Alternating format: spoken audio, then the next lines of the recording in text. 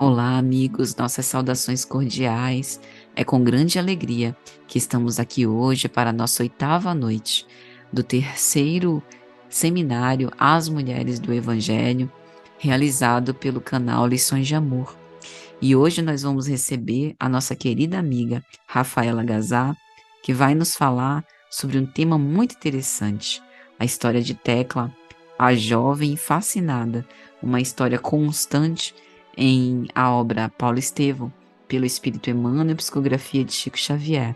Então vamos receber com muito carinho Rafaela, que vai nos falar de um modo muito inspirado sobre essa história e as lições que a gente pode extrair dessa experiência. Que Deus a abençoe com votos de muita paz. Então vamos ouvi-la. Olá, corações queridos do canal Lições de Amor. É com muita alegria, gratidão, satisfação que venho fazer parte deste projeto de uma caravana luminosa que tem como proposta levar amor, levar o Evangelho para todo mundo. Me chamo Rafaela Gazar e hoje vou falar sobre o tema Tecla, a jovem fascinada.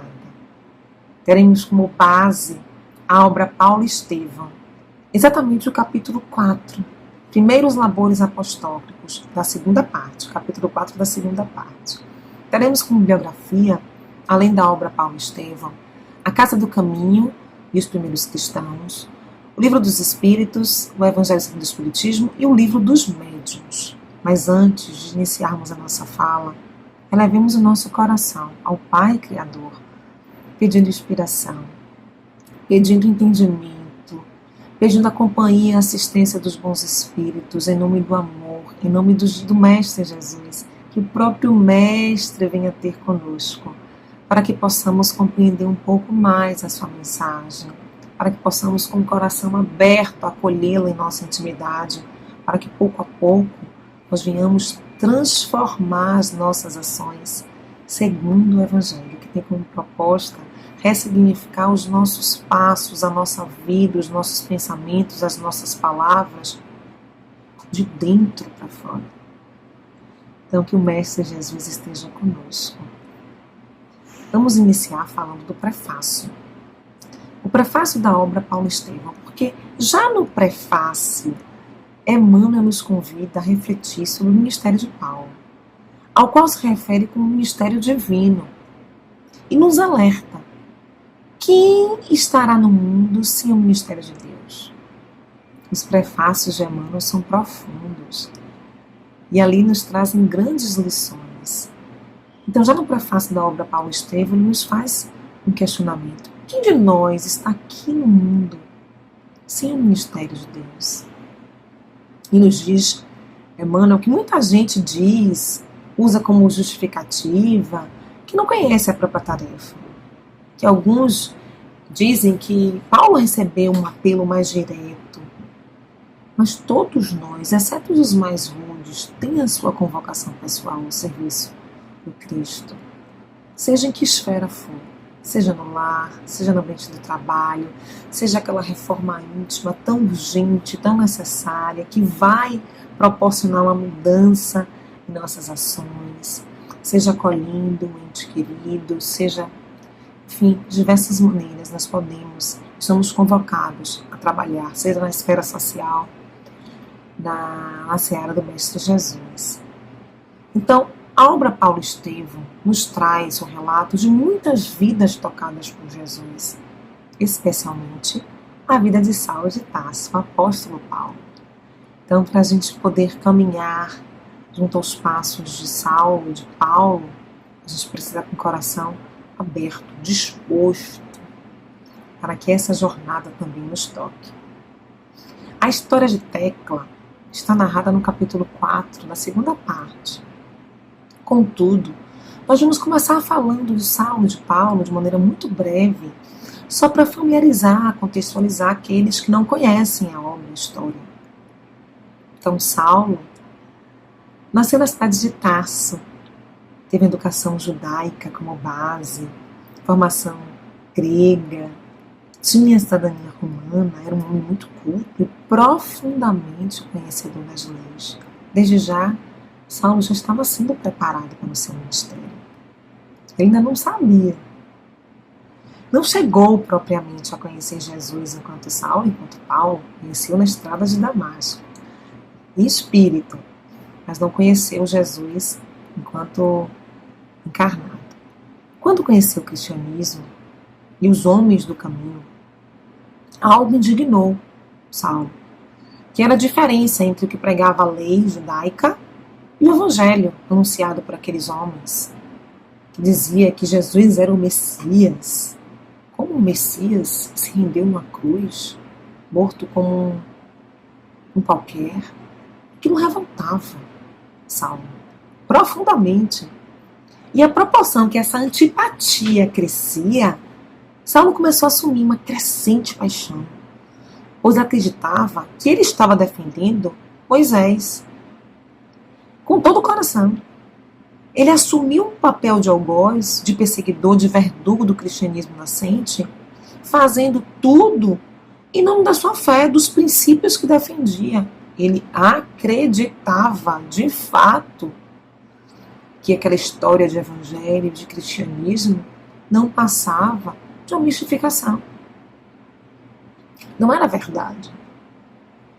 Então, na obra Casa do Caminho, nós temos que, enquanto mais Saulo perseguia o cristianismo, mais o cristianismo crescia. E ao me deparar com esta fala, me perguntei, onde cresce o cristianismo? Onde cresce o cristianismo? Visitando o livro O Caminho, Verdade e Vida, exatamente na mensagem 144, nós temos que Emmanuel nos diz que Jesus continua caminhando em todas as direções do mundo. Seu evangelho redentor vai triunfando, palmo a palmo, no terreno dos corações. Não se mata o amor. É impossível matar o amor. É impossível matar o que nasce de dentro, o que nasce no coração, o que se planta na alma. Por isso que os corpos dos cristãos eram mortos, queimados, devorados, apedrejados. Mas a essência do cristianismo só se espalhava. É impossível matar o amor. No livro Brasil, Coração do Mundo, Pátria do Evangelho, Humberto de Campos nos narra no capítulo 1 que no final do século XIV, o Senhor, nosso Mestre Jesus, desejou realizar uma das suas visitas periódicas. É importantíssimo a gente prestar atenção nesse relato. Jesus nos visita periodicamente, a fim de observar os progressos de sua doutrina e de seus exemplos no coração dos homens. É aqui dentro que nasce, é aqui dentro que germina, é aqui dentro que floresce. Naquela época se acreditava que perseguindo e matando as pessoas matariam a ideia. E que ideia era essa? Que as pessoas tanto queriam matar, perseguir, extirpar do mundo. Qual a ideia, a verdade trazida pelo Cristo? E aqui nós vamos citar João, capítulo 13, versículo 34 a 35. Um novo mandamento vos dou, que vos ameis uns aos outros, assim como vós ameis. Nisto todos os conhecerão, que sois meus discípulos, se tiverdes amor uns aos outros. Era o amor que estava sendo perseguido. Era o amor que dava força, disposição, perseverança, bom ânimo àquelas pessoas. Era o amor. Foi o amor que provocou aquele tumulto. Como assim? Como assim? Eu mato, eu torturo, eu agrido e eu ainda sou perdoado. Perturbador. O amor que veio incendiar aqueles corações. Perturbou muitas consciências. Então, no Evangelho segundo o Espiritismo, nós temos que o amor resume de forma completa toda a doutrina de Jesus, porque é o sentimento mais elevado e sublime que existe. Estamos nessa proposta, nesse projeto divino de sublimar os nossos corações. Então, o amor é o mais sublime. A lei de amor substitui o individualismo pela integração das criaturas e acaba com a miséria social, diz o Evangelho segundo o Espiritismo. E aí nós vamos perceber por que o amor inquietava tanto. Substitui o individualismo, que é a ideia em que eu preciso sempre atender às minhas necessidades em primeiro lugar, em segundo lugar, em terceiro lugar, e daquelas pessoas com as quais eu me identifico, e acaba com as misérias sociais. Porque o que me sobra vai servir para o outro. Paulo se sente provocado, não necessariamente pelo amor que pregava a mensagem de Jesus, mas ele acreditava que o Messias viria uma outra roupagem, que a proposta era outra. Estava muito mais preso à palavra, à forma literal com que a mensagem tinha sido trazida. Não se deixou tocar por ela. E olha que teve a oportunidade de encontrar tantos corações que se converteram ao cristianismo. Mas ainda assim, não foi a sua hora. E a essa altura você pode dizer, mas Rafa, a gente veio falar de tecla. Mas a gente não vai entender a postura de Paulo sem compreender o Evangelho sendo construído em seu coração. Porque a proposta do Evangelho é essa. Ele vai trazer para a gente até um desconforto.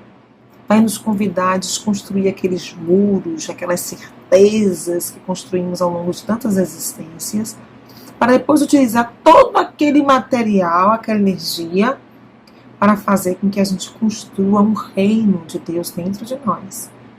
E assim com Paulo, e assim com cada um de nós.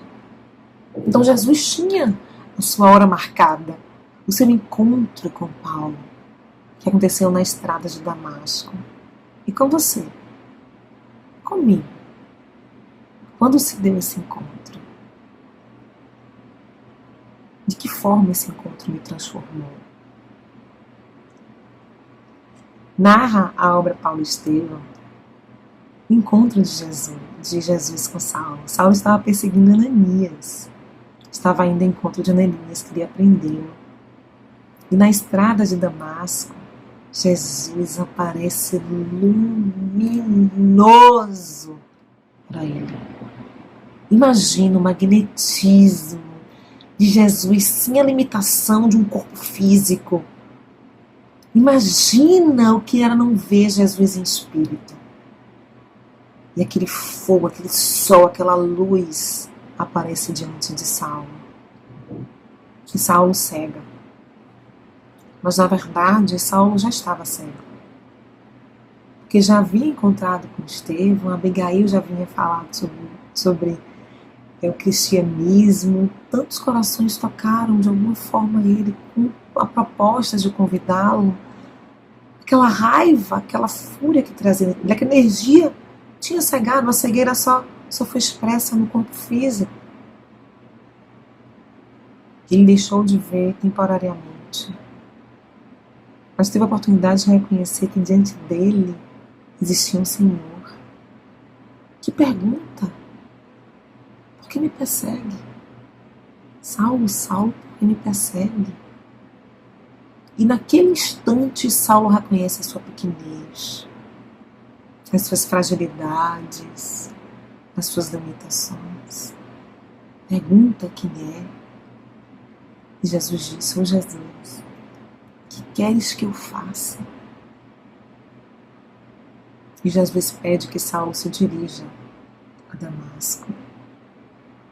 E pede que Ananias, aquele que seria preso por Saulo, torturado por Saulo, o cure. Ananias vai ao encontro de Saulo. E Ananias cura Saulo. Eis a nossa vida sendo narrada. Nós somos curados por aqueles muitas vezes que nós perseguimos, que nas existências seguintes nascem em nosso âmbito familiar, nos trazendo dificuldades, algumas vezes amarguras, mas permitindo que através daquela relação a nossa consciência repare. Então essas relações, esses encontros curam. Ananias então cura, serve de instrumento para a cura de Saulo. Saulo então encontra com Jesus. Vive a experiência da cura, a constatação de que o Cristo é o Messias. Precisa de tempo para compreender tudo. Vai ao deserto, silencia, tempo para se perdoar pelas escolhas feitas, tempo para se visitar, se acolher, para ressignificar toda a sua vida, passo a passo, palmo a palmo. Não aconteceu num piscar de olhos, como não acontece conosco. E na jornada de Saulo, ele sai do lugar de perseguidor e passa para o lugar de pregador. Dado momento, volta à casa do caminho, se une àqueles homens que tanto inquietaram ele, que ele julgou, perseguiu, e começa a sua jornada de redenção. Difícil encontrar na história, nos diz a obra Casa do Caminho, alguém a quem tenha sido atribuída tamanha responsabilidade que tenha sido cumprida de maneira tão plena. Então, Saulo passa por um processo gradativo de transformação e sai a pregar o cristianismo, junto a Barnabé, mundo afora. Segue indo de uma cidade a outra, caminhando numa jornada. A cura íntima de Paulo, de Saulo, que ainda era assim como se chamava, não foi instantânea, foi um processo. Mas é lindo como ele aceita esse processo.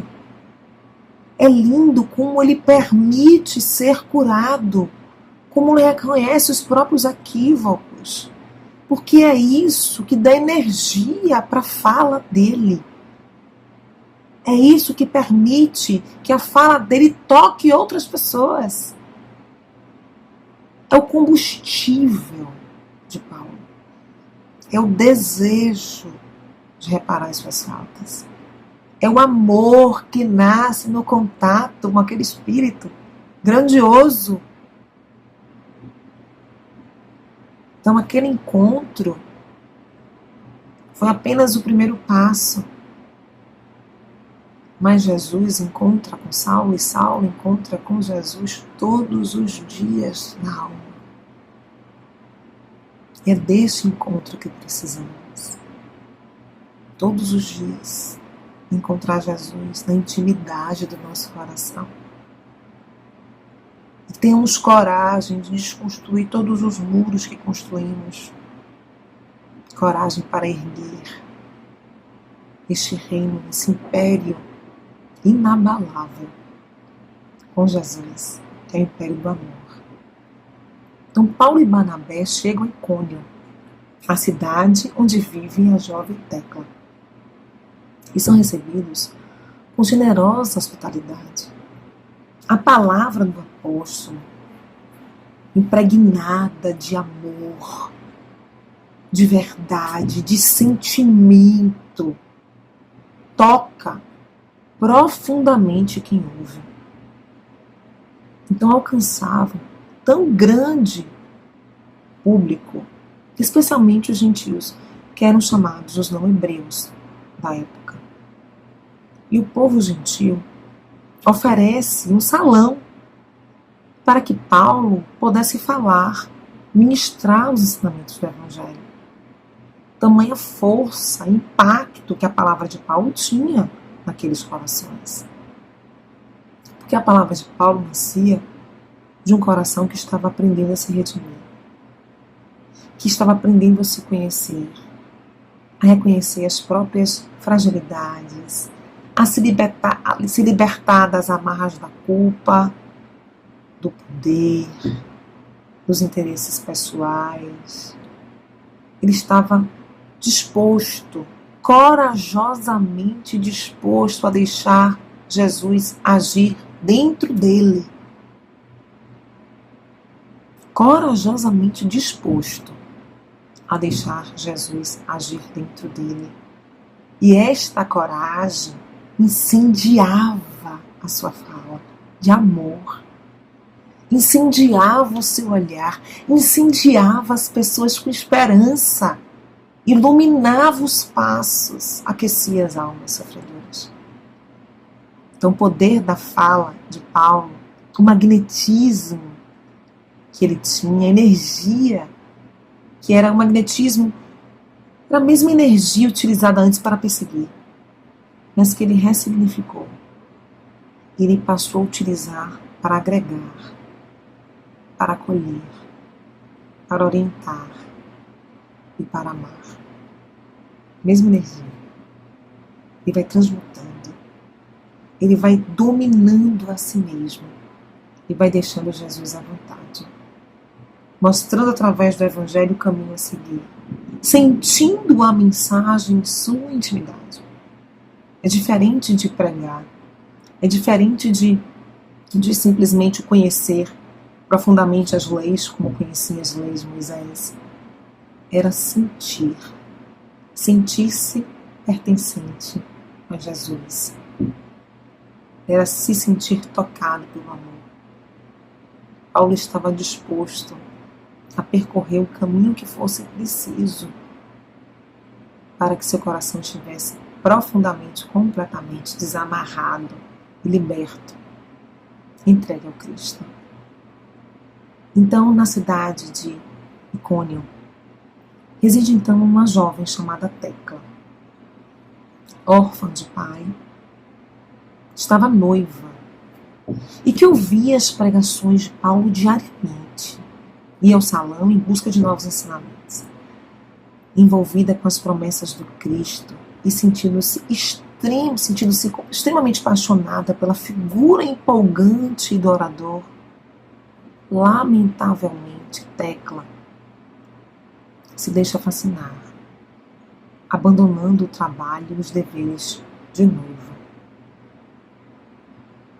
Ela se deixa envolver de tal maneira que se perde. Mas muitas vezes nós ainda agimos assim. Ficamos muito mais envolvidos com aqueles que são instrumentos da fala do que com a mensagem, do que com Jesus. Vamos viver um desafio? Vamos perceber em que momento de nossas vidas nós somos Paulo, em que momento de nossas vidas nós somos Tecla? Já à altura da sua jornada, Paulo já convertido, já havia mudado o seu nome para Saulo, já convertido, já havia mudado o seu nome para Paulo. Ele era apóstolo, pregador do Evangelho, que havia tocado tantos corações a ponto de receber aquele salão para poder orientar, iluminar aquelas consciências, mas encontra uma jovem órfã, carente, cheia de conflitos, cheia de dificuldades, que projeta em Paulo um amor, uma paixão, e lamentavelmente se deixa fascinar, abandonando o trabalho e os deveres de noiva. Paulo estranhava a atitude da jovem, que possivelmente fazia uma transferência e se deixava conduzir por espíritos que pretendiam impedir o trabalho do Cristo. Ele fez questão de deixar claro que ele era apenas o emissário, que a mensagem partira do Mestre e que aquela emoção, aquele amor também vinha do Mestre. Quanto mais a gente se aproxima daqueles que amam, mais estamos tocados por esse amor. Mas isso nos preenche. Então aquela energia que vibrava, aquele amor, vinha do Cristo. Então até hoje, nós ainda cometemos os mesmos equívocos que Tecla. Até hoje, ovacionamos instrumentos da mensagem, idolatramos pessoas, nos esquecendo do espírito da palavra. Tecla não compreendeu o que Paulo disse e se declarou para ele, tendo sido para Paulo um desafio grande. E naquele instante ele foi convidado a rever os seus planos, os seus sonhos de mocidade, o sonho de construir uma família lá de Abigail, seu grande amor. Mas disse-me aquela jovem, o amor é santo, mas a paixão é venenosa. E se a paixão encontra um terreno fértil, qual era o coração de Tecla? Carência, baixa estima, os conflitos. Eis um processo de obsessão instalado, que é o império de um espírito sobre outro. Se a intenção, a clareza, a intenção consciente, ela foi um instrumento de espíritos que pretendiam atrapalhar o projeto do Cristo, que estava servindo, estava sendo trazido através de Paulo. E como já dissemos antes, Tecla era noiva. E o noivo, quando se dá conta, fica furioso e acusa Paulo de feitiçaria. Porque aos olhos do povo menos esclarecido, como nos diz o Evangelho segundo o Espiritismo, todo fenômeno cuja causa é desconhecida passa a ser algo sobrenatural, miraculoso, mirabolante, feiticeiro. Paulo, compreendendo a gravidade da situação, diz ao noivo: meu filho, sua noiva está simplesmente enferma, doente. Nós só estamos anunciando Cristo, mais o Salvador. Tem seus inimigos ocultos em toda parte, como a luz tem como inimiga a treva. Não só fora de nós, dentro de nós também. A nossa ignorância também às vezes é utilizada como instrumento contra os projetos do Pai Criador. Existem os inimigos visíveis, existiam à época e existem ainda hoje, os visíveis, os que se opõem ao projeto do amor, aqueles inclusive que não se opõem e trabalham junto ao projeto do amor com a proposta de destruir. Ainda tem esses corações que se unem, aqueles que se dizem cristãos, que se dizem bem intencionados, mas que trazem na intimidade uma proposta de fazer falir, desviando corações, pensamentos, enfim. Então, o Cristo tem inimigos visíveis e invisíveis também. E tamanho era o adoecimento, a carência, a angústia que Tecla vivia, que ela serviu aos inimigos invisíveis do Evangelho. E a fascinação, ela é ilusão produzida pela ação direta de um espírito sobre o pensamento.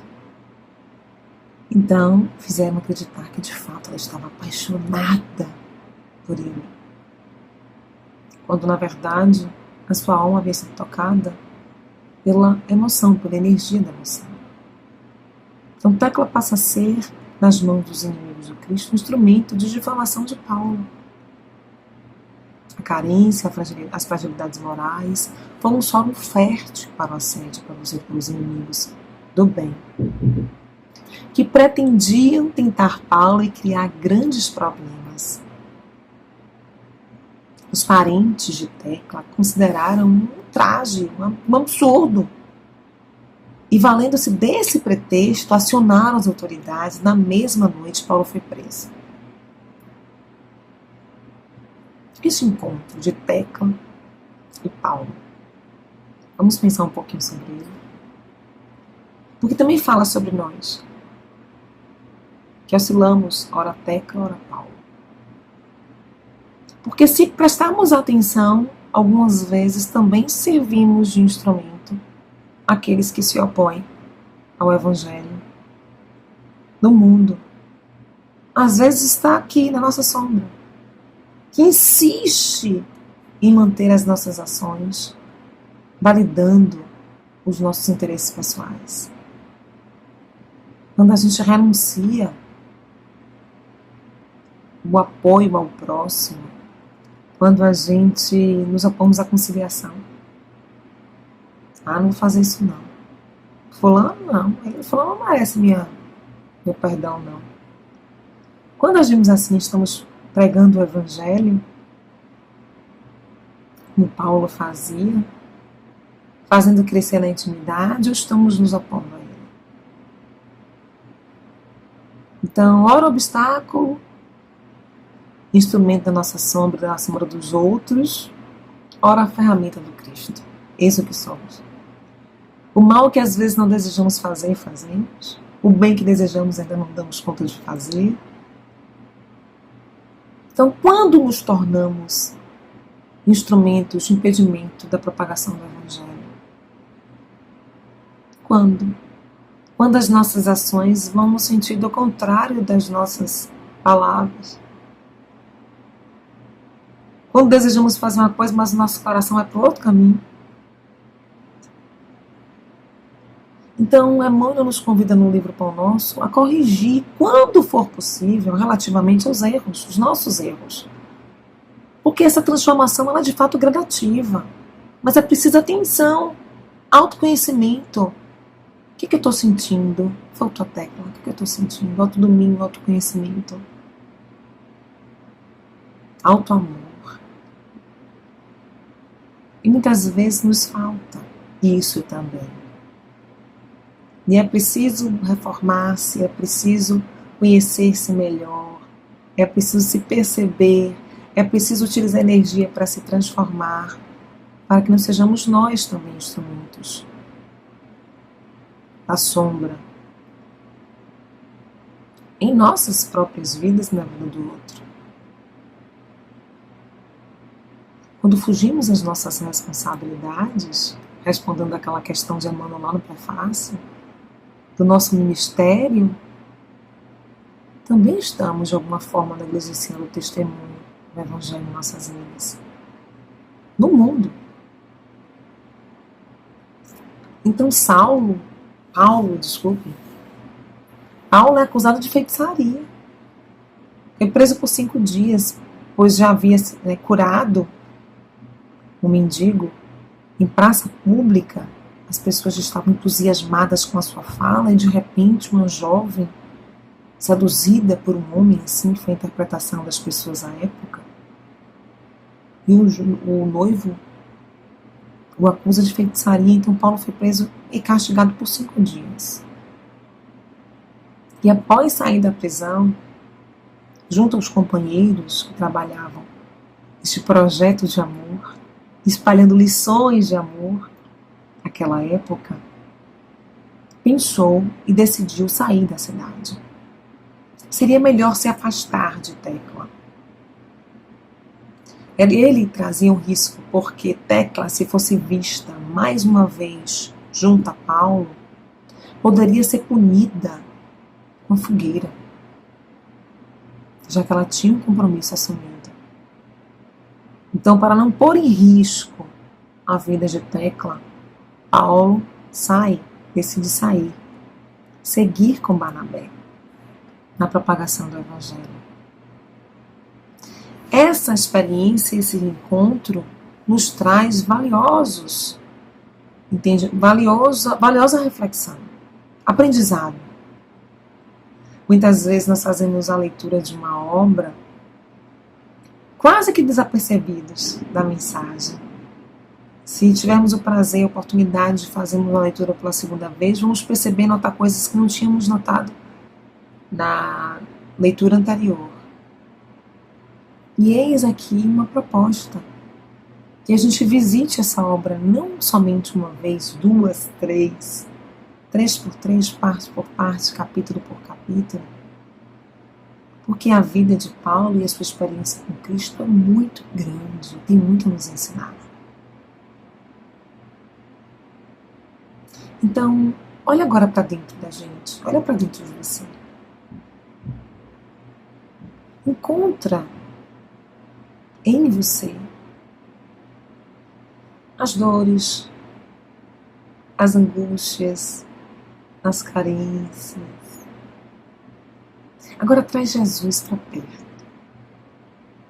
Foi o que Paulo propôs à tecla.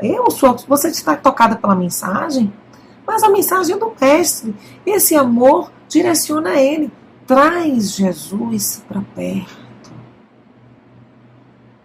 para que ele ajude a organizar de dentro para fora. Paulo teve uma jornada difícil, desafiadora, e venceu. E nós também venceremos a nossa jornada desafiadora, de encontrarmos em nós, inclusive, os recursos, porque a inteligência suprema é perfeita. Nos dá os recursos para superarmos as nossas próprias fraquezas. Então Paulo ali, tendo o coração transformado, no momento em que aquela jovem faz aquela declaração, ele se visita. Ele vai na própria história. Ele visita os próprios sonhos. Mas naquele encontro com Cristo, naqueles encontros diários com Jesus, ele ressignificou a própria vida. Então aquela direção que a vida teria, não é a direção que Paulo deu agora. Abigail já estava desencarnada. Ele já tinha feito as suas escolhas. A vida tinha direcionado um outro curso. Ele estava ressignificando por dentro. Esse é o convite da obra. Então aquilo serviu como um teste? Sim, serviu. Mas Paulo não saiu da sua condição, não se desorganizou, porque ele estava convicto do que queria. E os nossos corações têm convicção do que querem. Porque no momento em que os nossos corações estiverem dispostos, gente, nós não estamos em condição de sermos perfeitos agora, nós temos que ter disposição, bom ânimo. Dispostos e confiantes, nós seremos afetados. Sim, todos nós seremos. De alguma forma seremos. Mas isso não mais irá nos abalar na intimidade. Então Paulo estava construindo aquele império dentro dele. Aquela jovem fascinada foi utilizada por espíritos e por também depois, posteriormente, na figura, por homens que usaram a própria história, uma proposta de perseguir, de prender, Paulo, homens encarnados. Mas aquele coração estava fragilizado. E o nosso? Como está o nosso coração? Como está a sua jornada? E aqui uma responsabilidade tem que se assumir conosco. De autoconhecimento. Não é satisfação para se dar a ninguém. É um projeto pessoal. Então Paulo decide seguir com Barnabé na propagação do Evangelho. E nos deixa também uma valiosíssima observação. Quando questionado se deveria retornar a Antioquia, Paulo nos diz, marchemos em frente. E nos diz assim, os povos da região precisam de evangelho. Se estamos tão satisfeitos com as notícias do Cristo, por que negá-las a quem precisa do batismo e da verdade da nova fé? Gente, olha que fala. Nós conhecemos o Evangelho. Nós estamos satisfeitos. Nós reconhecemos que é um remédio. Por que vamos negar? Já que reconhecemos que os povos da região estão necessitados. O Evangelho é importante para você? Deu sentido à sua vida? Trouxe algo de positivo? É como se você tivesse a receita de um remédio que cura a alma.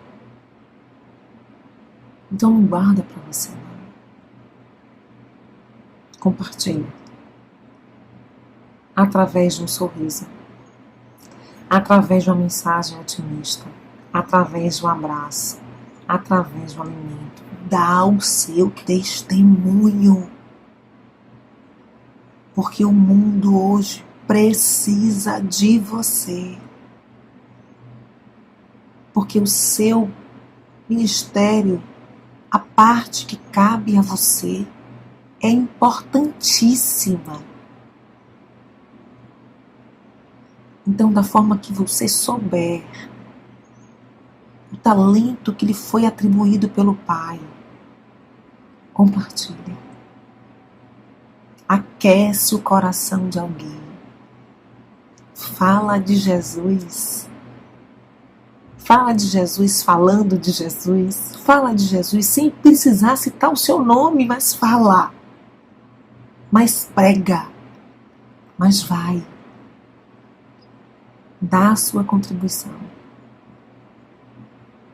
Por que negá-la a quem precisa? Através de diversas maneiras podemos ser esses instrumentos. Paulo foi esse que incendiou a história com o seu amor, com a sua coragem, com o seu entusiasmo, com a sua força, com a sua grandeza. Somos ainda pequenininhos diante desse coração. Somos ainda aqueles que se fascinam, que se perdem, se organizam. Somos esses ainda.